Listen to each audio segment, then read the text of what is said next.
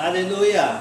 Kahit ano pa ang alam mo sa salita ng Diyos, kung ang puso mo ay nagdidilim sa walang katotohanan, ang puso mo ay nag-iisip lang ng intent to gain, na gusto mong maglingkod sa Diyos, pero ang puso mo, ang gusto mo ay gain, gusto mo ay pera, kasaganaan lamang, kapatid ko, alam ng Diyos, kilala ka, hindi ka makakaila. Maglingkod ka ng libre. Binigay ng Diyos ang mga pagpapala niya ng libre.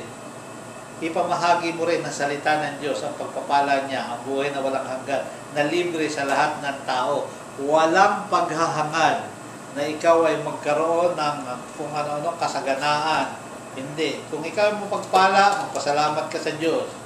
Subalit, ang importante sa Diyos, sa mga naglilingkod sa Diyos, ang importante sa Diyos ay mayroon kang kinakain, mayroon kang dinadamit, at mayroon kang tinutuluyan.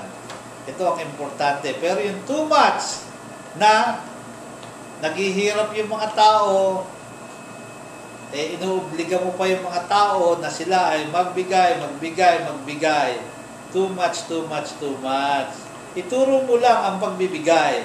Pero bayaan mo ang Diyos ang tumiktik sa puso ng tao upang sila'y mapagpala, bukal sa loob na pagbibigay. Hindi siya niloko, hindi siya kinurap, bagkos ang pagbibigay niya ay para siya ay balikan ng pagpapala ng Diyos na siksik, liglig, umaapaw.